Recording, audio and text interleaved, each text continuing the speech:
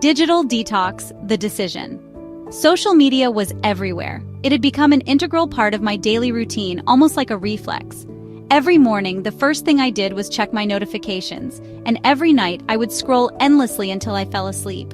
It was a constant presence, always demanding my attention. It was on my phone, buzzing with updates and messages, my computer, flashing notifications while I tried to work, even my TV, where I couldn't escape the constant stream of information. I was tired. My eyes ached from the screen time and my mind felt cluttered. I needed a break, so I decided to quit social media for a week. It was a bold move, but I felt it was necessary for my well-being. No scrolling, no posting, no checking notifications. I was going cold turkey. It was a daunting thought, but I was determined. I knew it wouldn't be easy. Social media was how I connected with friends, followed the news, and even relaxed. It was my window to the world, and shutting it felt like closing a door on a part of my life. But I was determined to see what life was like without it. I wanted to reclaim my time and focus on the things that truly mattered.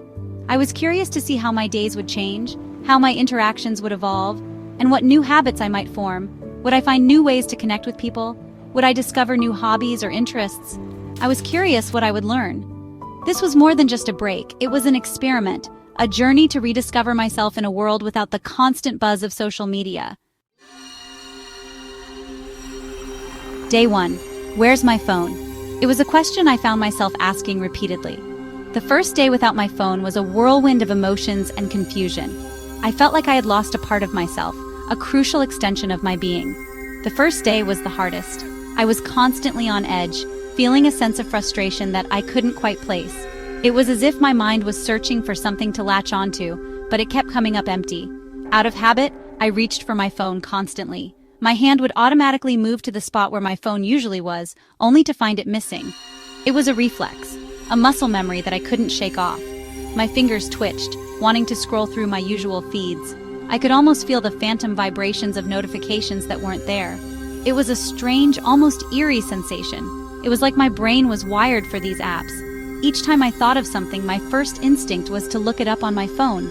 It was a habit that had become second nature, deeply ingrained in my daily routine. I felt anxious, even a little lost. The absence of my phone created a void that I didn't know how to fill. It was unsettling, like a piece of my life was missing. What was I supposed to do with my time? I found myself pacing around, trying to figure out how to occupy the hours that seemed to stretch endlessly. Every activity felt incomplete without the constant background presence of my phone. How would I know what was happening in the world?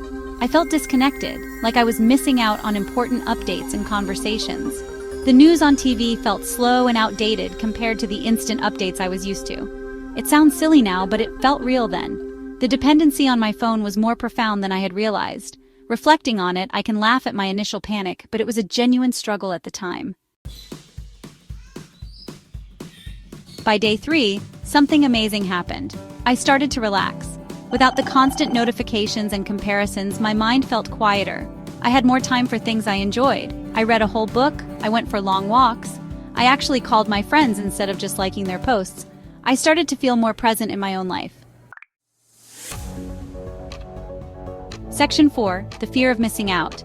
There were definitely challenges. I worried about missing out on plans or important news. What if something big happened and I didn't know? But then I realized, if it was really important, someone would tell me. The world wouldn't stop spinning just because I wasn't on social media. This realization was freeing. Section 5. Reconnecting with reality. After a week, I returned to social media, but it was different. I was more mindful. I noticed that I no longer felt the urge to check my phone every few minutes. Instead, I found myself appreciating the moments I was living in. The constant notifications and updates seemed less important. I realized that I had been missing out on the beauty of the world around me.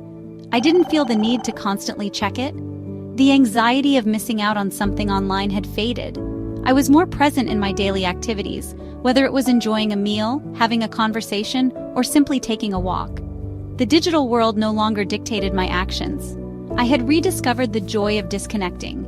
Reading a book, hiking, or just sitting quietly in nature brought a sense of peace that I hadn't felt in a long time.